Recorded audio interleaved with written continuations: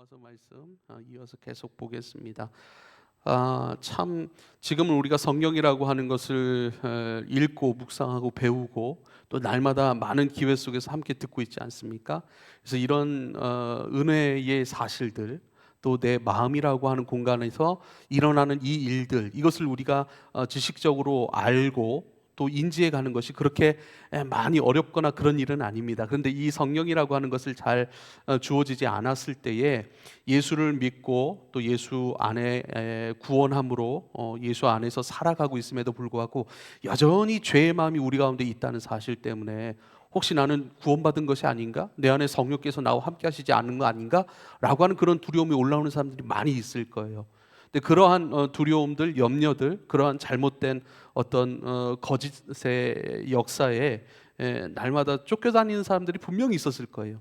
그러니까 그런 사람들 가운데 이 로마서라고 하는 이 말씀은 굉장히 신학적인 면모를 강하게 보여주는 말씀이고, 그러한 아픔과 두려움과 염려 가운데 그런 초조함 가운데 있는 사람들에게 이 말씀은 진짜 구원의 말씀. 그래서 내가 그랬구나. 내 마음이 약했구나. 나는 여호와의 하나님의 법, 하나님의 나라가 이 땅에 이루어지고 또 그것을 위해 내가 살아가는 것들, 또 하나님의 율법 안에 담긴 아버지의 뜻, 아버지의 비전, 아버지의 마음들, 이것을 나는 기뻐하는데 왜 이것을 추구하지 못할까? 그것 때문에 늘 졸이고 염려하고 늘 이중적인, 그래서 난 그리스도인인가? 아니면 여전히 구원받지 못한 죄의 사람인가? 늘 정체성의 혼란이 오고 이러한 아픔 가운데 있었던 사람들을 사도 바울이 본 거예요. 들은 거예요. 그리고 그들의 마음을 헤아렸던 거예요. 그리고 기도함 안에서 이 말씀들을 세밀하게 펼쳐낸 것이죠. 지금 우리 말씀을 통해서 잘 알아듣고 이해하고 있어요. 이것을 이것 때문에 나는 이렇구나라고 얘기를 했지만 그 당시는 그런 게 없었잖아요.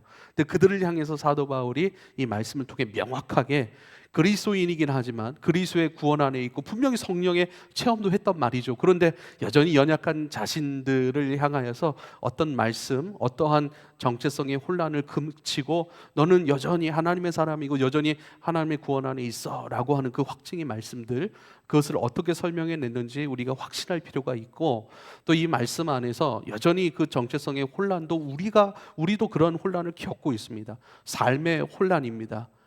나는 그리스도인이라고 생각하지만 내 삶이 전혀 그렇게 반응하지 못해요. 내 마음이 전혀 그렇지 못해요. 여전히 거짓의 것들, 어둠의 것들, 음란의 것들, 여전히 탕수의 것들을 많이 섬기고 붙들고 거기에 막 흔들리는 내 자신에 대해서 우리 마음 아파하잖아요. 근데 우리를 향해서 어떻게 순종하고 어떻게 살아야 되는지 명확하게 하시는 그 말씀들을 우리가 잘 들어볼 수 있기를 부탁을 드립니다. 14절 말씀을 보면 우리가 율법은 신령한 줄 알거니와 나는 육신에 속하여 죄 아래에 팔렸도다 그래요. 율법의 신령함을 아는 사람들이 바로 성도들이에요. 율법이라고 하는 것은 하나님의 말씀 아니겠습니까? 하나님의 십계명이라고 하는 그런 하나님의 정확한, 그리고 아주 날카로운 그 말씀들 아니겠습니까? 지켜야 될 것과 지키지 말아야 될 것에 대한 명확한 그런 말씀들입니다. 근데 율법의 신령한 목적이 무엇인가? 율법 안에는 하나님의 의도가 담겨 있다는 것이고 하나님의 뜻이 담겨 있다는 것이고, 우리를 어떤 모양으로, 어떤 모습으로, 어떤 길로, 어떤 목적지로 이끌어 갈 것인가라고 하는 하나님의 결정, 의지가 담겨 있는 거예요. 약속과 같은 것이죠. 너희를 부모를 공경하는 사람, 오직 하나님만 사랑하고 하나님께 절하고 하나님만 높일 수 있는 사람, 하나님을 왕으로 알고 주인으로 알고 하나님께만 절하고 삶을 내어드리고 주님만 의지하고 주님을 나눌 수 있는 사람, 섬길 수 있는 사람, 악을 미워하는 사람, 그럼 그게 다 들어있잖아요. 그러니까 그 율법, 그 길로 너희를 결국은 인도할 거야. 율법을 가지고 내 스스로가 그것을 이루어갈 수는 없어요.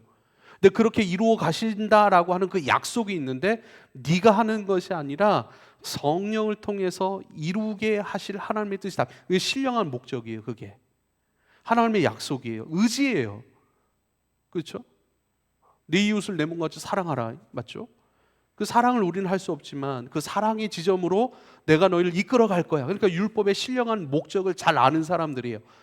나는 그렇게 못하지만 주님이 그렇게 하실 거야. 그렇게 하신대 라고 약속의 율법인 거예요.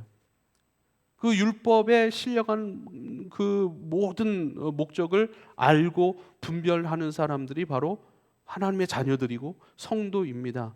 그렇게 율법이 무엇을 말씀하고 있고 또 율법이 하나님의 의지가 담겨 있어 우리를 어디로 이끌어내실지 잘 알고 있지만 나는 여전히 육신에 속하여 죄 아래에 팔렸도다 그래요.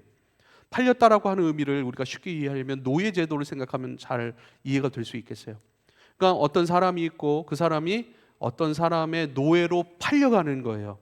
그 사람의 몸, 그 사람의 시간, 그 사람의 재능, 그 사람의 모든 인생들이 그 주인을 위해 살아가게 되어 있는 것이죠. 그러니까 죄 아래 팔렸도다. 죄의 권세, 죄라고 하는 주인에게 팔려 끊임없이 죄라고 하는 주인을 위해 죄를 짓는 사람들, 죄를 지을 수밖에 없는 아주 처절한 현실, 율법의 선함, 율법의 아름다움, 율법의 존귀함, 율법의 능력, 율법의 신성함, 신령함, 이것을 다 알고는 있지만 그것을 알고 그것을 사모하지만 그것을 살아갈 수 없는 존재인 것을 알고 오히려 내가 원치 아니하는 죄라고 하는 존재에 팔려 넘어가 죄에게 충성하고 죄에게 끌려다니고 끊임없이 죄에 얽매여 살아가는 처참한 성도의 현실을 그대로 말씀하고 있는 것이죠.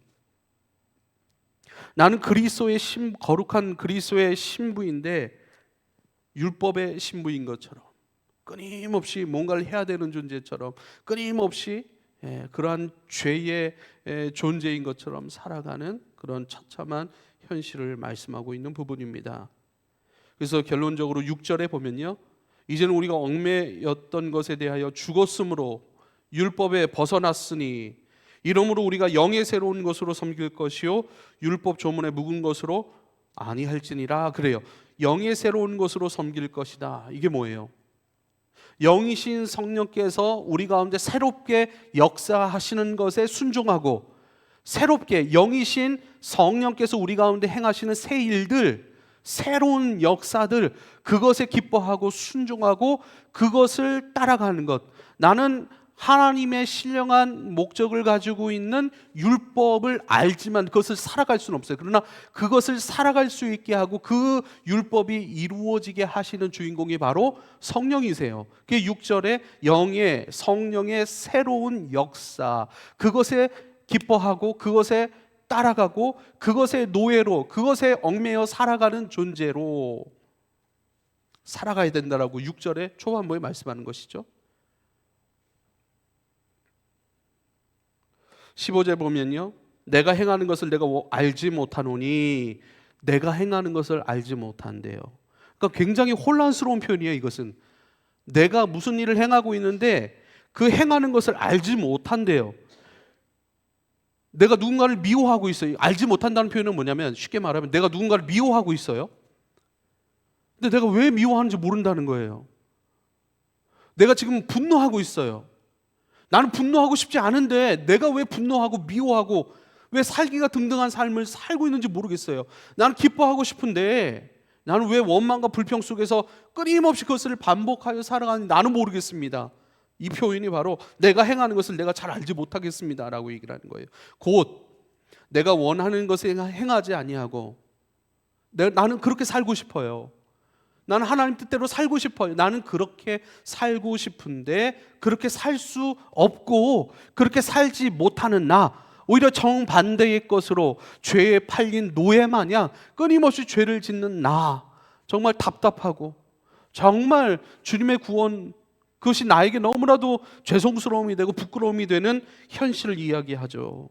도리어 미워하는 것을 행하는 나, 내가 원하는 것을 행하지 아니하고 난 그것을 진짜 그렇게 살고 싶고 그렇게 하고 싶은데 그렇게 하지 아니하고 도리어 내가 원치 아니하는 죄를 행하는 나, 도대체 내가 누구인지 혼란스럽습니다 라고 말씀하고 있는 것이죠. 이런 전체성의 혼란함을 겪고 있는 사람들, 이러한 두 가지 정체성의 혼재함, 그러니까 이러한 죄의 법이 끊임없이 나를 끌고 가는 것과 하나님의 법이 끊임없이 나를 부추기는 것, 이거 사이에서 이런 현상에서 스스로 막 두려워하는 거예요. 나 진짜 구원받은 백성 맞아? 두려워하는 거예요. 이거 진짜 우리 일이잖아요.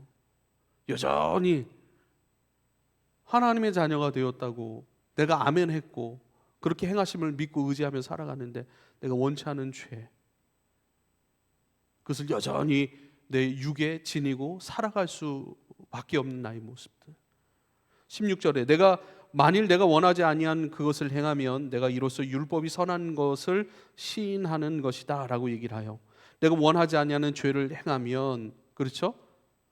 거짓말하는 것, 변명하는 것, 이것이 죄인 줄 알면서도 그 거짓과 변명과 그러한 어떤 우리 속에서 올라오는 더러운 생각들, 탐욕들, 이것에 휩쓸려 가는 것, 그렇게 하지 말아야 되는데 그건 죄인데, 그렇죠? 그러니까 율법은 악하지 않습니다를 얘기하고 있는 거예요. 나는 근데 그 악하지 선한 율법을 추구하지 못하고 악한 것을 행함으로 말미암아, 그 악한 것을 행하면서 우리 끊임없이 얘기한다니까요. 이렇게 살고 싶지 않은데, 그 나의 행동이 율법대로 살아가야 되는데, 율법이 이끌어가는 그 지점으로 나는 가야 되는데, 그것을 염두하는 거예요. 그래서 율법이 선한 것임을 반증하고 있다. 내가 죄를 행함으로 고통스러워하고 아파함으로 율법이 하나님의 뜻인 것이 분명하구나, 이것을 증명하고 있다라는 뜻입니다. 17절, 이제는 그것을 행하는 자가 내가 아니요 내 속에 거하는 죄니라. 아주 명확하게 사도 바울이 선언을 해줘요. 내가 원하지 아니하는 것을 행하는 것, 나는 그것을 원치 않아요. 죄를 짓기 원치 않아요. 근데 죄를 지어요. 아하, 네가 그렇게 살아가는 것은 네가 그렇게 하는 것이 아니라 네 안에 죄가 있기 때문이고 죄가 그것을 행하는 거야 라고 얘기를 합니다. 사랑하는 여러분, 우리 안에 있는 자아, 나라고 하는 자아가 있어요. 나라고 하는 자는 무엇을 이루어낼 수 있는 능력이 있는 사람 존재가 아닌 거예요. 우린 절대 능력이 없습니다. 절대 교만할 수 없어요. 절대 잘난 척 할 수 없고 의로운 척 할 수가 없는 것은 우리는 능력이 없기 때문이에요. 우리는 어떤 존재인가? 선택의 존재라니까요. 선택. 어떤 능력으로 행하는 존재가 아니라 능력이신 그리스도를 선택하면 그리스도의 능력 안에 붙들려 사용되는 것이고, 악한 죄를 선택해버리면 그 죄의 노예가 되어 팔려서 죄를 어떻게 해요? 몸으로 나타내요. 입술로 고백해요. 그렇죠. 선택으로서의 나인 거예요. 이것을 꼭 기억해야 돼요. 그러니까 난 악하다 선하다 이런 거 아니에요. 선하신 주님을 붙들면 선하신 주님 안에 선한 존재로 살아가는 것이고, 악한 죄를 붙들고 선택하면 악인의 삶을 살아가는 것이죠. 그러니까 선택으로서의 나예요. 우리가 선을 행할 수 있는 능력이 없다니까요. 그 능력의 존재가 절대 아니에요. 능력은 하나님께 있죠. 할렐루야. 내가 주님을 선택하면 주님께 붙들려 살아가는 선한 주님의 사람인 것이고, 악을 선택하면, 죄를 선택하면 죄의 노예에 팔려 끊임없이 죄에 충성하는 죄인으로 살아가게 되는 것이죠. 그래서 그것을 설명해낸 것이 바로 내 속 곧 내 육신에 선한 것이 거하지 아니하는 줄 아노니 원함은 내게 있으나 선을 행하는 것은 없노라, 이렇게 얘기를 합니다. 내 속에 거하는 죄, 그 죄의 존재에 대해서 18절에 그대로 설명해 준 것이죠. 우리는 두 가지의 삶을 선택할 수 있어요. 그리스도 안에 있는 나를 살아갈 것인가, 아니면 그리스도 안에 나는 새로운 피조물이라고 얘기를 해요. 그죠? 그리스도 예수 안에 있는 새로운 피조물. 그런 새로운 피조물이면 반대편에 있는 나는 뭐예요? 옛 자아. 끊임없이 죄에 순종할 수밖에 없는 옛 자아는 죽었죠. 그래서 옛사람이라고 성경은 표현해요. 옛사람. 근데 그 옛사람이라고 하는 존재는 이미 처리됐기 때문에 존재하지는 않습니다. 근데 뭐예요? 옛 자아의 습성이 잔재라고 얘기하면 참 좋을 것 같아요. 옛 자아의 잔재가 내 안에 남아있고, 그 잔재 안에 기생하는 마귀, 그 잔재 안에 기생해서 끊임없이 나로 하여금 착각하게 하여서 여전히 그 죄에, 그래서 우리는 그래요. 죄를 안 지을 수 있는 은혜가 우리 가운데 있어요. 할렐루야. 근데 우리는 죄를 지을 수밖에 없다라고 생각을 하는 거예요. 그러니까 이게 선택으로서의 존재인데 무엇을 선택하실 것인가? 근데 결국 죄는 언제 짓죠, 여러분? 송준영 씨, 죄는 언제 짓죠? 내가 선택할 어떤 선택할 수 있는 어떤 그 생각할 수 있는 기회, 그렇죠? 생각하고 멈춰서 이것이 주님의 말씀인지 악한 영의 말씀인지 이걸 가만히 고민하고 들여다보고 분별할 새 없이 확 올라와 버리는 것에 충동적으로 반응하는 것. 그렇죠. 충동적으로 선택할 어떤 그 새도 없이 확 올라와 봐서 우리로 하여, 그러니까 우리가 끊임없이 주님을 감각하고 바라보고 주님께 묻고자 하는 것. 그러니까 주님 앞에 이게 깨어 있음이에요. 분별은 뭐예요? 주님 앞에 깨어 있음이에요. 주님 앞에 깨어 있다는 것은 늘 주님을 감각하고 있다는 거예요. 의식하고 있다는 거예요. 그래서 옛날에 천주교 사람들은 묵주 같은 거 돌리잖아요. 묵주 같은 거 왜 돌리는 줄 알아요?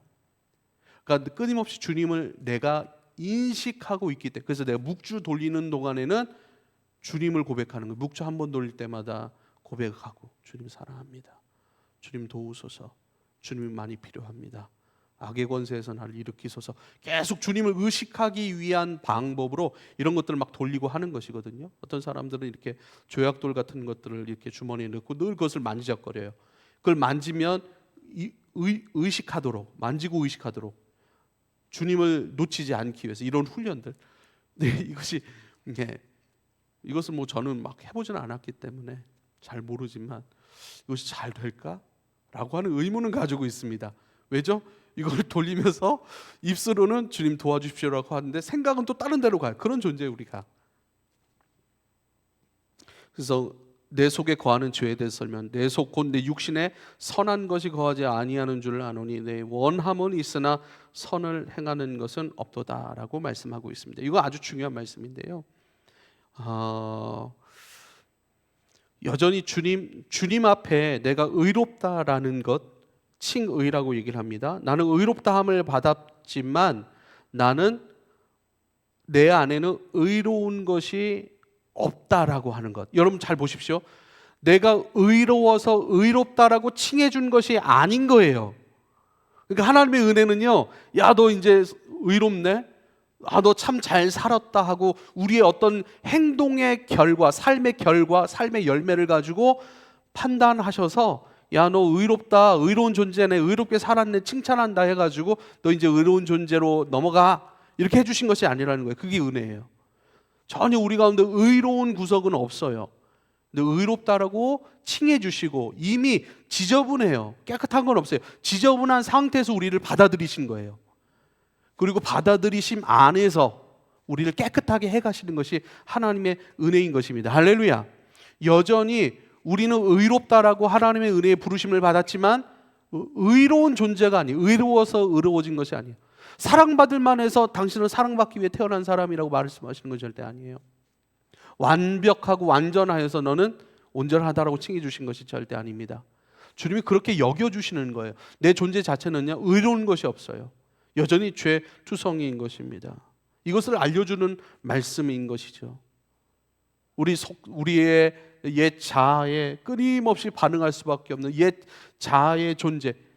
예를 들면 여기 일진이었던 사람 없죠? 예. 늘 우리를, 제가 다니는 학교에서도 일진이라고 하는 존재가 있었죠. 참 그 당시에는 굉장히 무서운 존재였어요. 그렇죠?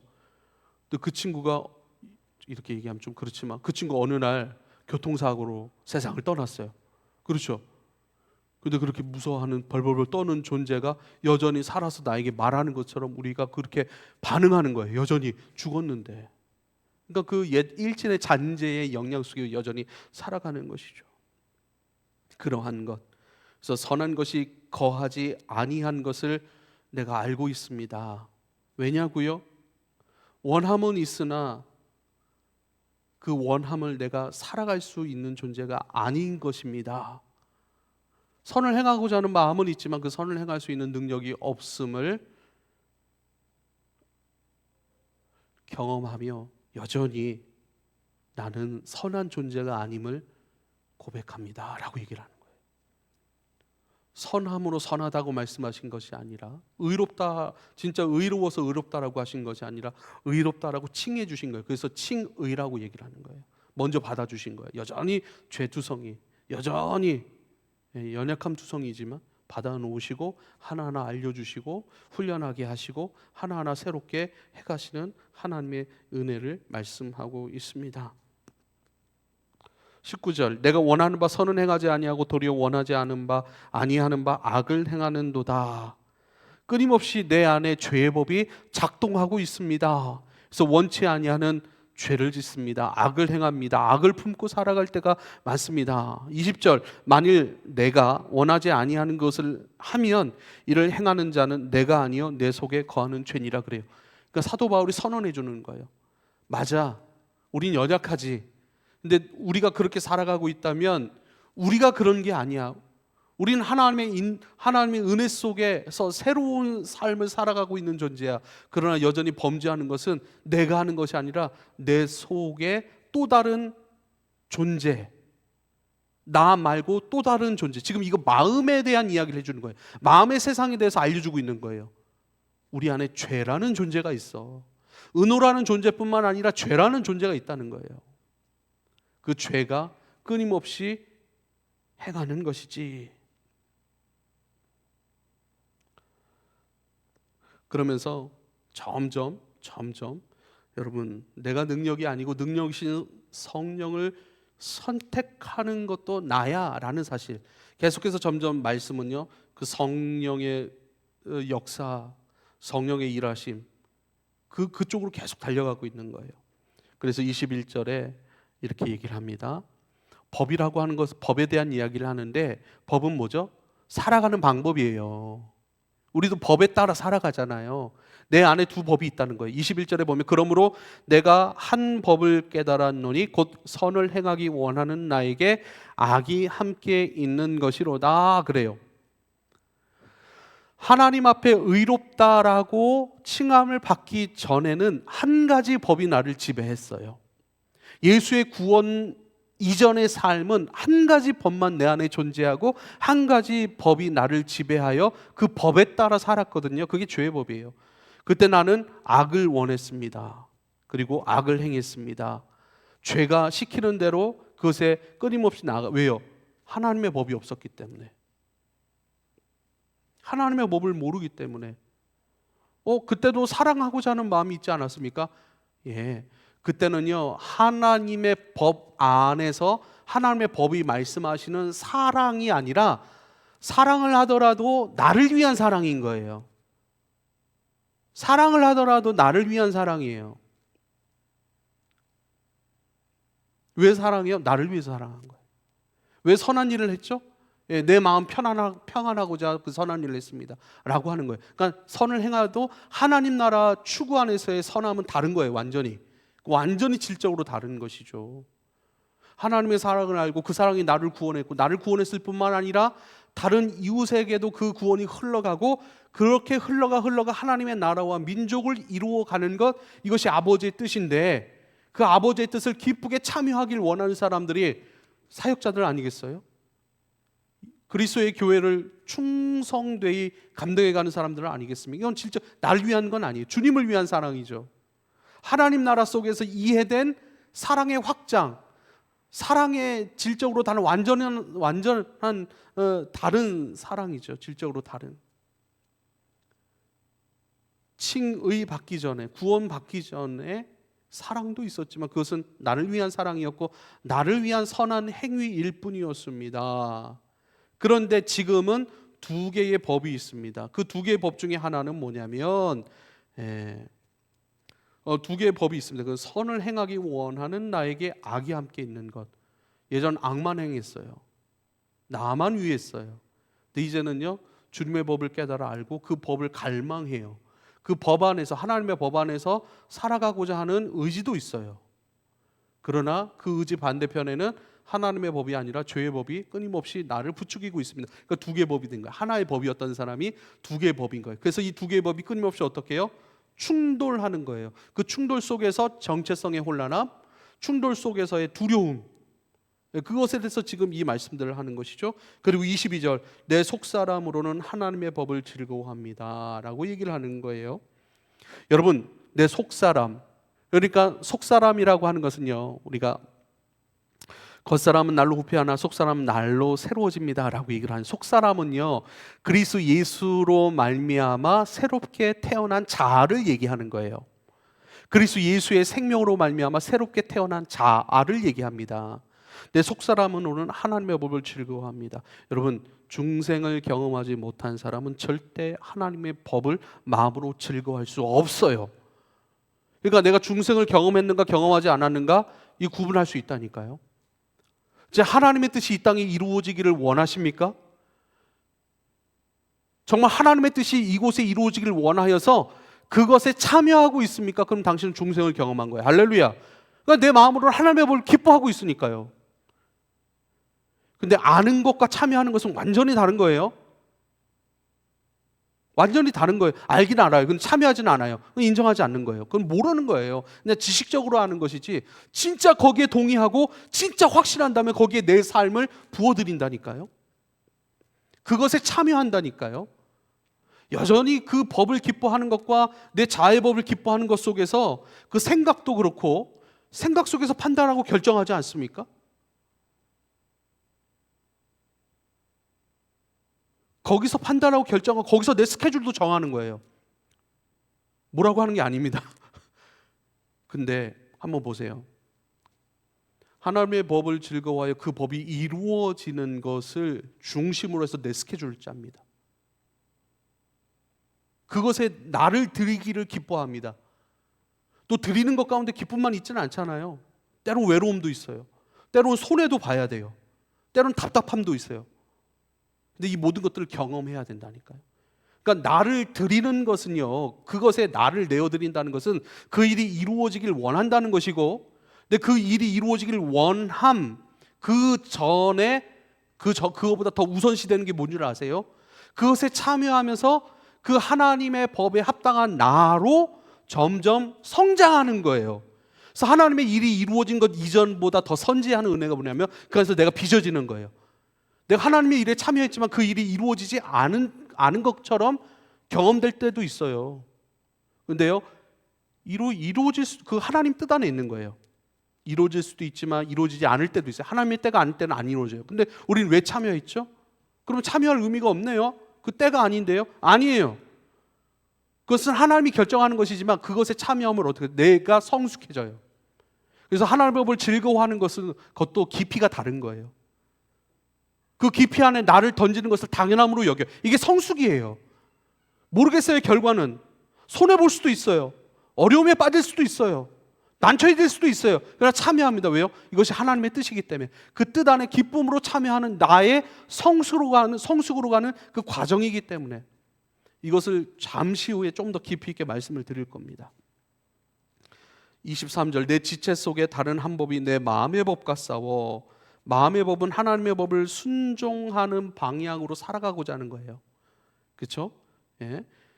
근데 내 지체 속에서 다른 한 법, 죄의 법이죠. 이것이 하나님의 법으로 기뻐하고 따라가고자 하는 그런 나의 마음과 싸웁니다. 내 지체 속에 있는 죄의 법으로 나를 사로잡는 것을 저는 경험합니다 라고 얘기를 하는 거예요. 그래서 철저히 나는 무기력한 존재라는 사실이에요. 근데 자기가 무기력한 존재라는 사실을 정말 철저하게 경험을 해야 돼요. 철저하게 나는 무기력함을 경험하는 순간, 인정하는 순간 하나님의 법을 즐거워하는 나는요, 그 무기력함을 가지고 주님을 더 의지해요.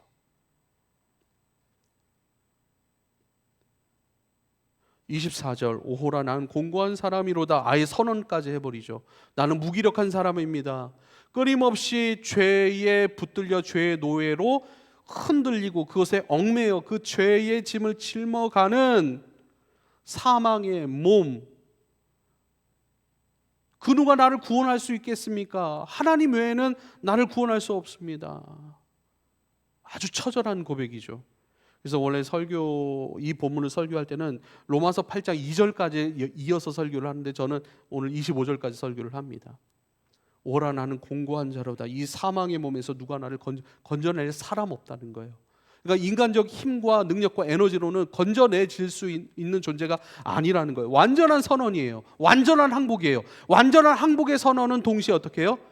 완전함이 능력이 아니라 의지로서는 완전한 거예요. 그러니까 모든 부분에 있어서 주님을 의지하고 기다리고 주님의 능력으로 붙들어 주시지 않으면 안 될 사람이니 주님을 더 의지하고 주님 안에서만 살아가기로 결정합니다라고 얘기를 하는 거예요. 여러분에게 몇 가지 말씀을 드리고 싶습니다. 사랑하는 여러분, 그래서 25절까지 보면 우리 주 예수 그리스도로 말미암아 하나님께 감사하리로다.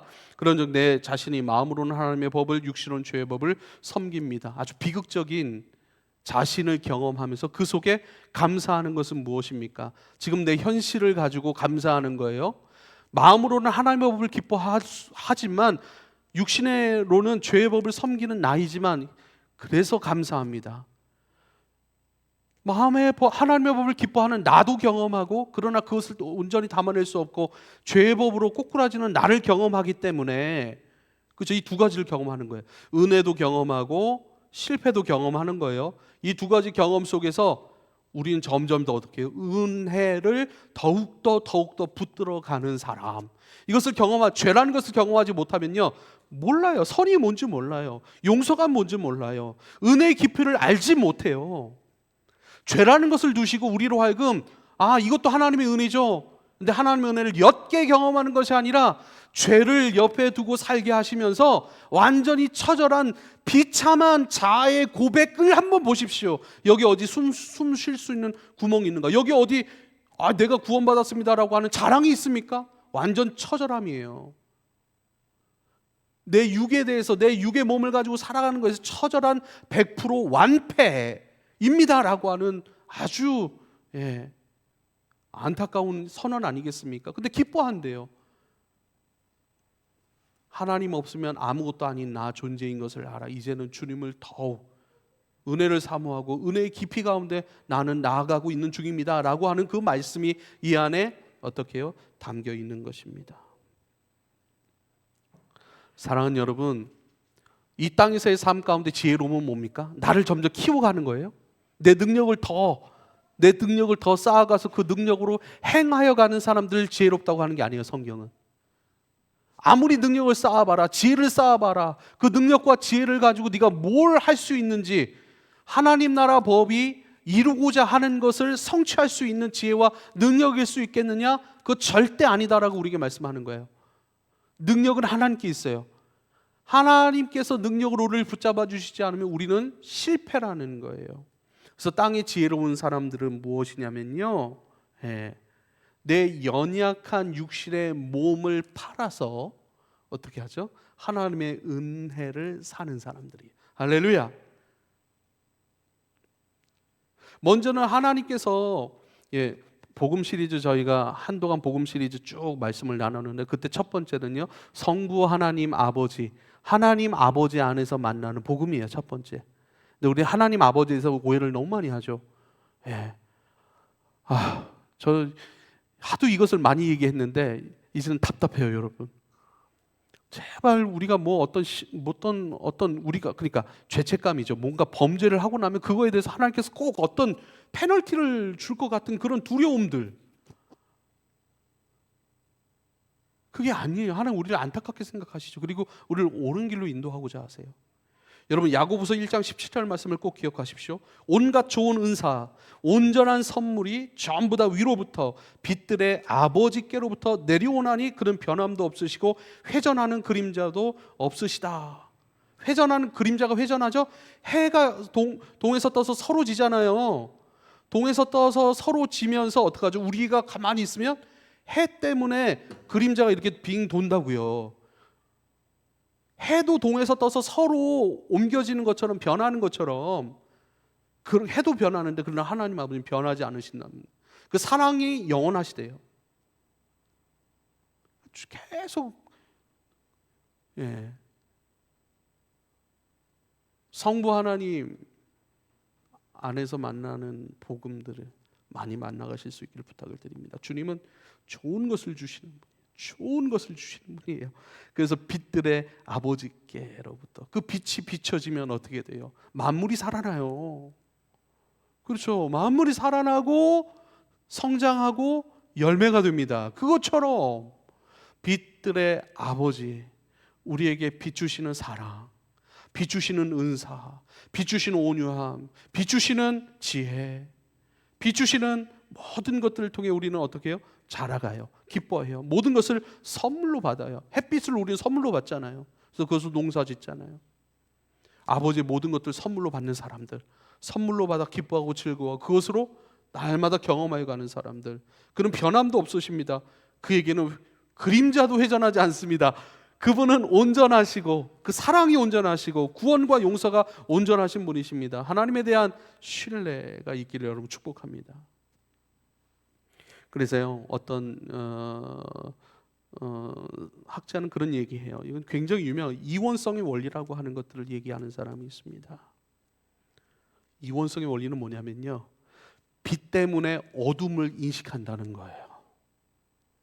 죄의 몸 때문에 은혜를 인식하고 경험한다는 거예요. 죄의 몸 때문에 사랑을 점점 더 배워간다는 거예요. 죄의 몸, 육신의 법을 섬기기를 좋아하는 이 죄의 법을 섬기기를 좋아하는 이 육신의 법칙 안에 살아가는 우리를 왜 여기다 두셨을까요?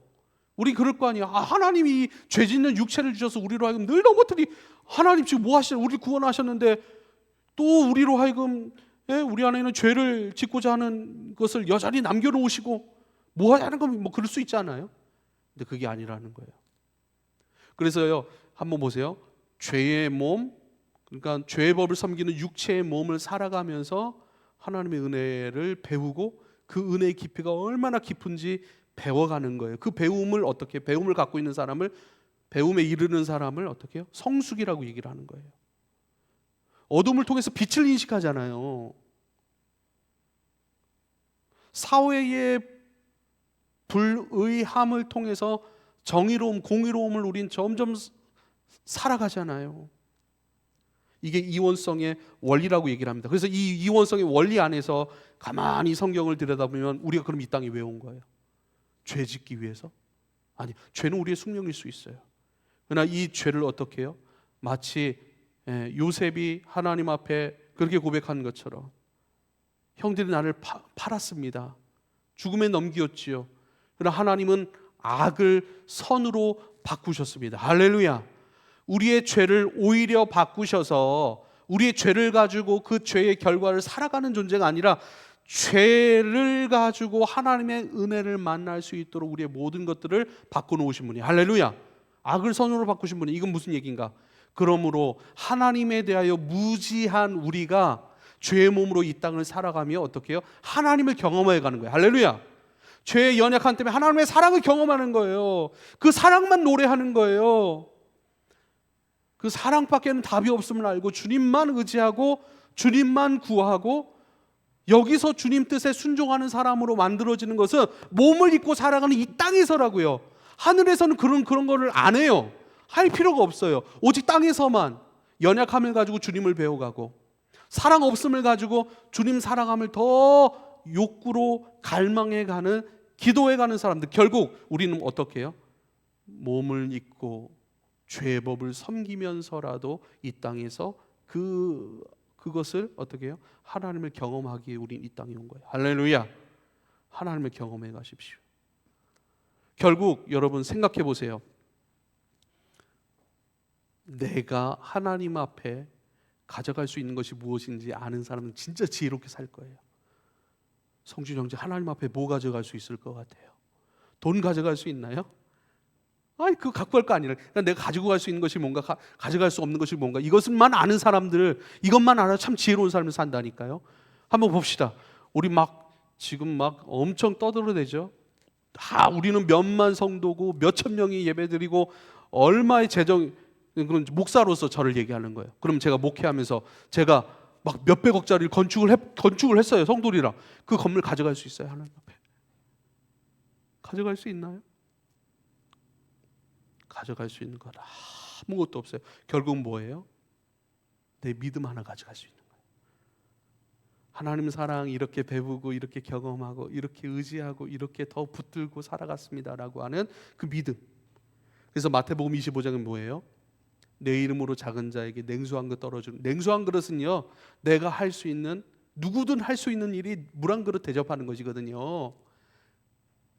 그러니까 이 땅에서는요, 하나님을 경험하고 그 하나님의 사랑 안에서 그 사랑을 흘려보내는 것, 냉수한 그릇, 이게 내 믿음이라니까요. 내 믿음을 얘기하는 거예요.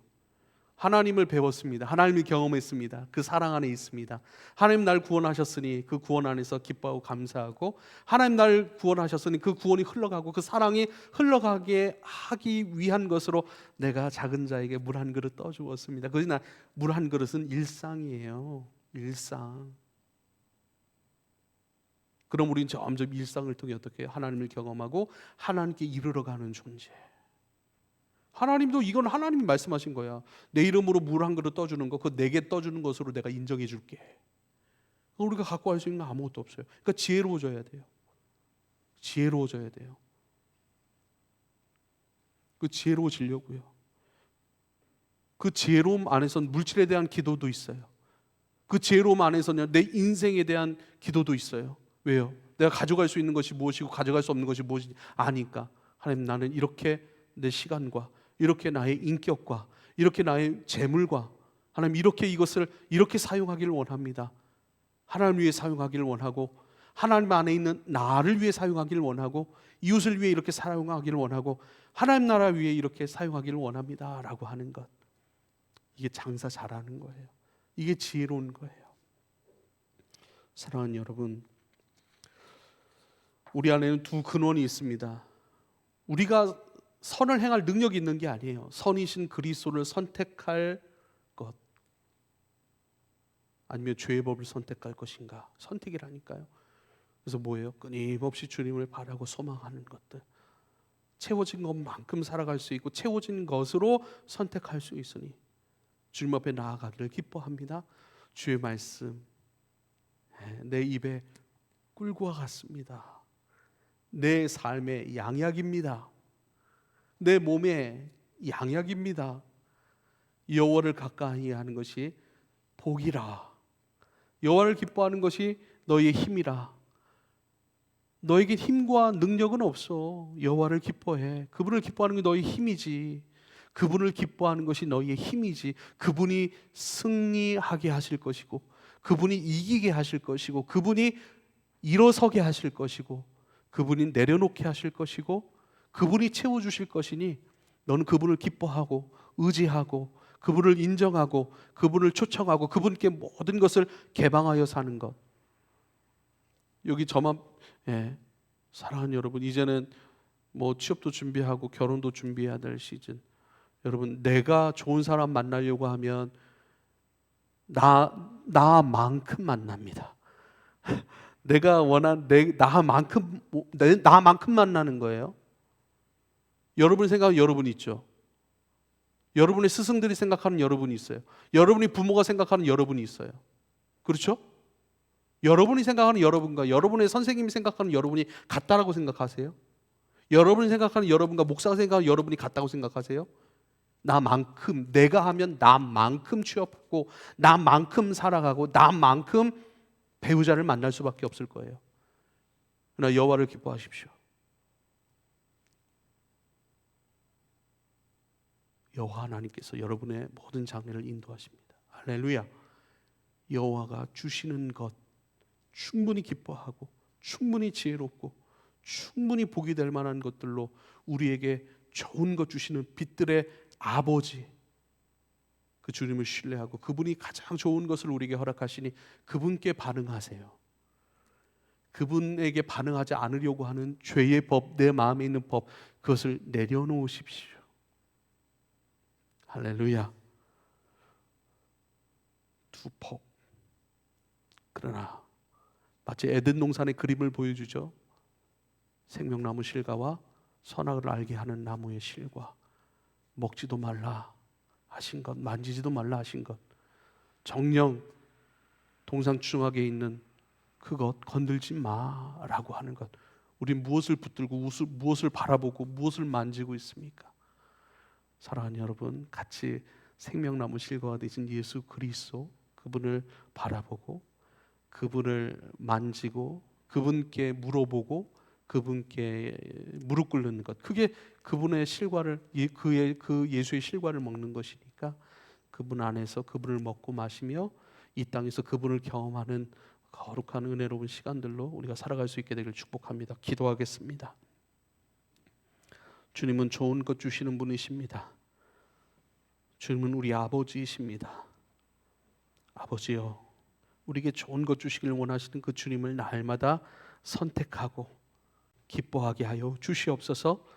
주님으로부터 나오는 모든 것들로 우리가 살아가는 줄 믿고 주님의 승리케 하심, 주님의 지혜롭게 하심, 주님의 기쁘게 하심, 주님의 영광스럽게 하심, 하나님께서 행하여 가시는 그 인생으로 살아갈 지혜로운 주의 종들 되게 하여 주옵소서. 예수님의 이름으로 기도하옵나이다.